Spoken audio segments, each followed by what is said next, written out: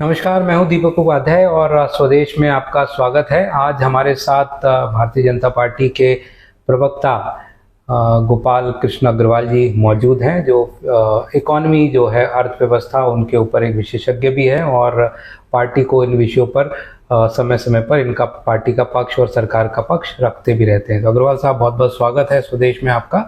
नमस्कार। तो बड़ा सवाल अभी यही खड़ा हो रहा है कि हमारी अर्थव्यवस्था जो है, आपके हिसाब से किस तरफ जा रही है। हम काफ़ी समय से देख रहे हैं कि कई कई क्वार्टर्स में अच्छा हो जाता है, कुछ क्वार्टर्स में डाउन हो जाता है। जैसे अभी आईआईपी नंबर जो आया है वो 1% से ज़्यादा डाउन हुआ है।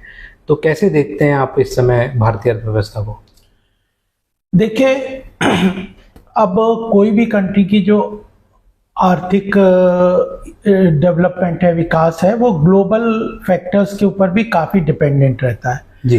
ग्लोबल अनसर्टेनिटीज बहुत चलती है, उनका ग्लोबल ट्रेड और डेवलपमेंट के ऊपर, टैरिफ के, इनके बहुत सारे इम्पैक्ट आज के समय में सबकी इकोनॉमी में रहता है। लेकिन ओवरऑल देखें जी, तो चाहे आईएमएफ की रिपोर्ट है, वर्ल्ड बैंक की रिपोर्ट है, या डोमेस्टिकली अभी मिनिस्ट्री ऑफ फाइनेंस की मंथली इकोनॉमिक रिपोर्ट आई थी, आरबीआई की रिपोर्ट आई थी, तो इन सब को देखें तो भारत की जो मैक्रो इकोनॉमिक पैरामीटर्स हैं, जो कि एक इकोसिस्टम क्रिएट करते हैं अर्थव्यवस्था को मजबूती प्रदान करने की, वो सारे मैक्रो इकोनॉमिक पैरामीटर्स बहुत स्ट्रॉन्ग पोजीशन पे हैं। हमारे यहाँ एफडीआई बहुत आ रहा है, हमारी GDP growth rate large economies में फास्टेस्ट ग्रोइंग इकोनॉमी वर्ल्ड की आज हमारी है। आज सवेरे आईएमएफ की रिपोर्ट आई है कि उन्होंने बढ़ा दिया 6.2 से लेके जीडीपी ग्रोथ रेट को 6.4 किया है भारत का, और उन्होंने कहा है कि और भी मजबूती आ सकती है अगर भारत रिफॉर्म्स और इन रास्तों पे चलता है। इन्फ्लेशन हमारा बहुत कंट्रोल में, 2% से भी नीचे है, फिस्कल डेफिसिट 4.5% के नीचे है। तो मैक्रो इकोनॉमिक पैरामीटर जो इकोनॉमी को बेसिकली स्ट्रक्चर्ड रूप से सपोर्ट करते हैं, वो बहुत रोबस्ट हैं और हमारी इकोनॉमी उसके हिसाब से अच्छी तेज गति से आगे बढ़ सकती है। उसके साथ दूसरी महत्वपूर्ण विषय रहता है अर्थव्यवस्था को तेजी प्रदान करने का, कि जो रिसोर्सेज सरकार के पास कितने हैं। तो जीएसटी को इम्प्लीमेंट कर दिया, जबकि इनडायरेक्ट टैक्स को हमने कम किया है, फिर भी जीएसटी का जो कलेक्शन है हर मंथ बढ़ता जा रहा है कि 2 लाख करोड़ से भी ऊपर हो गया। एक समय वो 60,000 करोड़ रुपया एक महीने का हो गया था। तो यह अपने आप में बताता है कि बेटर कंप्लायंसेस हो गई है, लीकेजेस खत्म कर दिए हैं, सरकार ने स्ट्रीमलाइन चीजों को कर दिया है।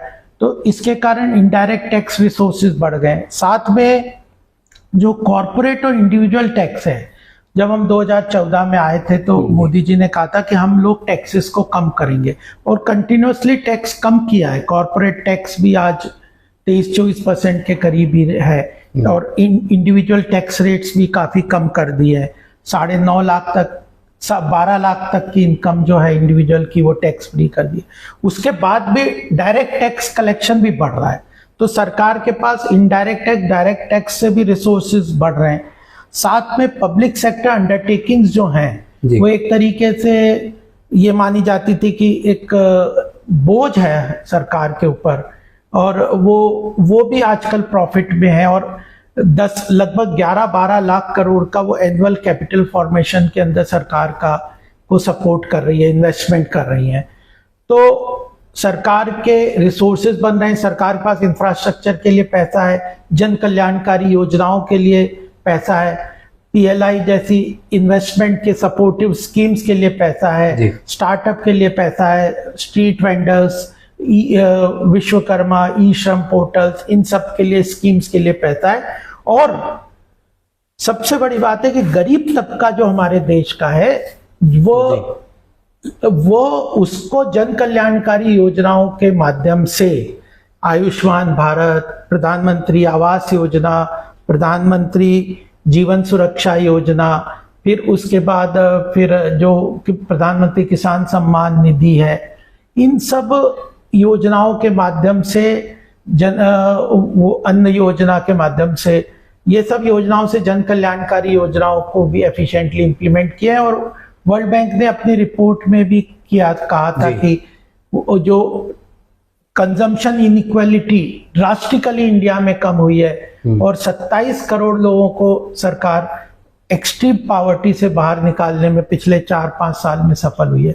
तो जन कल्याणकारी योजनाओं का इम्पैक्ट है, सरकार के पास रिसोर्सेज हैं, और जो हमारे मैक्रो इकोनॉमिक पैरामीटर्स जो स्ट्रेंथ है, उन सब के कारण हमारी इकोनॉमी तेजी से आगे बढ़ने के रास्ते पे बढ़ रही है। और ग्लोबल इन्वेस्टमेंट को भी हम अट्रैक्ट करें, क्योंकि आज विश्व को लग रहा है कि इकोनॉमिक एक्टिविटी भारत की तरफ आने वाले 1-2 दशक में शिफ्ट होगी और वो पार्टिसिपेट करना चाहिए। लेकिन अग्रवाल साहब, इस आपने बहुत अच्छा रोजी पिक्चर एक भारत की इकोनॉमी की दी, लेकिन एक बड़ा सवाल जो अभी खड़ा हुआ है राइट एट द मोमेंट, वो ये है चाइना से जो हमारा जो कुछ प्रोडक्ट्स जो थे वो उन्होंने पिछले 3-4 महीने से शिपमेंट रोक दी है।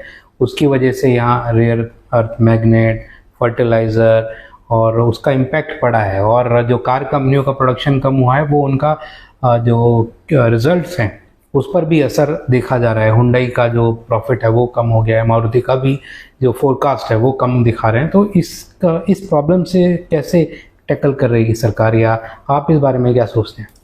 देखिए, ग्लोबल अनसर्टेनिटी है मार्केट में जी।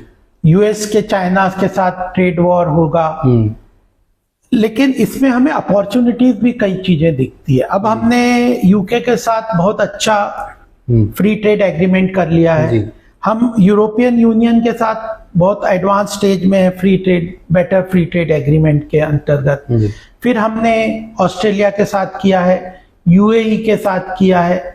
तो वो ये जो फ्री ट्रेड जो हमने जो एग्रीमेंट की पॉलिसी हमारी सरकार ने बनाई है, उसमें एक बदलाव ये है, वो बताना बहुत अच्छा रहेगा कि पहले जो यूपीए समय पे सरकार में जो बायलैटरल या फ्री ट्रेड एग्रीमेंट हुए थे वो आसियान कंट्रीज से हुए थे। उन कंट्रीज से हुए थे जो हमारे कॉम्पिटिटिव मैन्युफैक्चरिंग सेक्टर को कंपटीशन देते थे। तो वह क्या हो रहा था, उन लोगों को इजी एक्सेस हमारे मार्केट की मिल गई और हमारी मैन्युफैक्चरिंग सेक्टर को नुकसान हुआ। और फिर उन कंट्रीज में, चाहे बांग्लादेश है, वियतनाम है, फिलीपींस है, इंडोनेशिया है, मलेशिया है, जो आसियान कंट्रीज हमारे कॉम्पिटिटिव हैं ग्लोबल मार्केट में, उन और हमारे डोमेस्टिक मार्केट को एक्सेस करने को वो ट्राई करते हैं। तो जब उनसे हमने आसियान कंट्रीज के साथ एफटीए किया तो हमारे मार्केट एक्सेस उनको मिल गया और उनके प्रोडक्ट, और चाइना ने भी उनके थ्रू मैन्युफैक्चरिंग को अपने वहां पे एस्टेब्लिश करके हमारे यहाँ पे डंप करना शुरू किया। वो तो उससे हमारे मैन्युफैक्चरिंग सेक्टर को नुकसान हुआ। हम जब 2014 में आए तो सबसे पहले हमने कहा कि we need to rethink our free trade agreement with ASEAN. RCEP के साथ उसी तरह का रिस्क था, डर था, उसको हमने नहीं साइन किया। और हमने कहा कि ये यूरोपियन कंट्रीज में जिनको मार्केट, जिनके यहाँ पे सप्लाई चेन को, जिनके पास बड़ा मार्केट है, उनके साथ अगर हम फ्री ट्रेड एग्रीमेंट करेंगे तो हमारी मैन्युफैक्चरिंग सेक्टर है, हमारे सर्विसेज सेक्टर है, हमारा एग्रीकल्चर प्रोड्यूस है, उन लोगों को एक मार्केट एक्सेस मिलेगा और हम ग्लोबल सप्लाई चेन के साथ अपने मैन्युफैक्चरिंग को लिंकेज कर पाएंगे। इसलिए हमारा फोकस यहाँ पे, इसका फायदा भी हमें मिलता है। ऑटोमोबाइल में देखा, मोबाइल में देखा, फिर हम अब यूके के साथ एग्रो प्रोडक्ट को 99% हमारे एग्रो प्रोडक्ट्स को फ्री एक्सेस मिल गया है। तो यह जो पॉलिसी चेंज हुआ है उसका एक फायदा हमने देखा है। अब केवल प्रॉब्लम आती है यूएसए से। यूएसए के साथ अनसर्टेनिटी चल रही है, तो इसका एक बेनिफिट हमें और लगता है कि जब मल्टीपल कंट्रीज ट्रेड और टैरिफ को देखते हैं तो हमारे कॉम्पिटिटिव कंट्रीज के साथ क्या टैरिफ है इसका भी इम्पैक्ट पड़ता है। मान लो यूएस ने हम पे 10% लगा दिया और बांग्लादेश पे 26 लगा दिया, तो हम कंपैरेटिवली एडवांटेज में रहेंगे। तो हम इसके लिए भी वेट कर रहे हैं कि यूएस का जो अदर कंट्रीज के साथ क्या एग्रीमेंट होता है, कितना टैरिफ होता है। यूरोपियन कंट्रीज का इन कंट्रीज के साथ क्या एग्रीमेंट, इसलिए फर्स्ट मूवर एडवांटेज भी हम लोगों ने लिया। तो इन जो हमारे कॉम्पिटिटिव कंट्रीज हैं उनके साथ हम ज्यादा फोकस कर रहे हैं कि उनके टैरिफ क्या है, उनकी कॉस्ट ऑफ प्रोडक्शन क्या है, उनके यहाँ मैन्युफैक्चरिंग सेक्टर को क्या बेनिफिट मिल रहे हैं, उनकी मैन्युफैक्चरिंग सेक्टर कितनी रीजनल और ग्लोबल सप्लाई चेन से लिंकेजेस है, उनको कॉम्पिटिटिव लेवल पे देख के हम अपने आप को हमारे मैन्युफैक्चरिंग सेक्टर को मजबूत कर रहे हैं। और एक और बात मैं यहाँ पे ये कहना चाहता हूँ कि केवल फ्री ट्रेड एग्रीमेंट से कोई इकोनॉमी बढ़ जाएगी, ट्रेड बढ़ जाएगा, ऐसा नहीं है। पहले जापान से हमारा कई सालों से फ्री ट्रेड एग्रीमेंट है, कोरिया के साथ है, हमारा तो ट्रेड नहीं बढ़ा। तो हमारे मैन्युफैक्चरिंग सेक्टर को स्ट्रेंथन करना है, उसकी कॉस्ट ऑफ प्रोडक्शन को कम करना है, उसकी लॉजिस्टिक कॉस्ट को कम करना है, उसकी रॉ मटेरियल की अवेलेबिलिटी को कम करना है, उसकी पावर की कॉस्ट को कम करना है। तो जब यह ग्लोबली कॉम्पिटिटिव होगा तब यह फ्री ट्रेड एग्रीमेंट के फायदे मिलेंगे। और फिर सरकार के तरफ से factor market reforms, labour reforms, land reforms, power sector के रिफॉर्म्स, इन सब चीजों को भी, लॉजिस्टिक के रिफॉर्म्स, इन सब चीजों पे भी हम ध्यान दें। तो एक तो मैन्युफैक्चरिंग सेक्टर को मजबूत करना, उसको ग्लोबल लेवल पे कॉम्पिटिटिव बनाना, हमारे कॉम्पिटिटिव कंट्रीज के साथ हमारा कितना अलाइनमेंट होता है उसको देखना। और कुछ चीजें तो जब हम इकोनॉमी को तेज करेंगे, खोलेंगे, बढ़ाएंगे तो चैलेंजेस नहीं होंगे, ऐसा नहीं है। अब हम विश्व गुरु बनने की बात करते हैं, इकोनॉमिक ग्लोबल सुपर पावर बनने की बात करते हैं, तो सारा वर्ल्ड कहेगा वाह वाह आ जाओ तुम सुपर पावर बन जाओ, ऐसा नहीं है। हमें चैलेंजेस भी होंगे, हमारे लिए चुनौतियां भी आएंगी, चाहे वो पाकिस्तान की तरफ से हो, चीन की तरफ से हो, या और कई तरह की चुनौतियां। उन सब चुनौतियों के लिए हमें अपॉर्चुनिटीज में बदलाव करनी है। चीन की एक समस्या हम ही नहीं फेस कर रहे, ग्लोबल लेवल पे कर रहे हैं। तो हम लोग जो अफ्रीकन कंट्रीज के साथ बहुत अपने रिलेशंस को बढ़ाने का प्रयास कर रहे हैं। प्रधानमंत्री जी अलग अलग ब्राजील भी गए, ब्रिक्स की कंट्रीज में गए, और ट्रिनिडाद टोबैगो, इन सब कंट्रीज में गए, अफ्रीकन कंट्रीज में गए, क्योंकि जो रॉ मटेरियल की अवेलेबिलिटी है उसको सुरक्षित करने के लिए भी इन कंट्रीज का एक हमारे लिए बड़ा योगदान हो सकता है। उस चीज को भी ध्यान रख रहे हैं। तो इकोनॉमी एक स्टेबल या स्टैटिक नहीं होती जी, चेंज सिचुएशन के हिसाब से अगर सरकार रिस्पॉन्सिव हो जाती है, एक्टिवली इन्वॉल्व हो जाती है स्टेक होल्डर्स के साथ, उनकी आवश्यकताओं की पूर्ति के लिए कंटिन्यूसली रिफॉर्म्स के रास्ते पे चलती है, तो मुझे लगता है कि इकोनॉमी मजबूत होगी, कर भी रहे हैं और हम आगे बढ़ रहे हैं।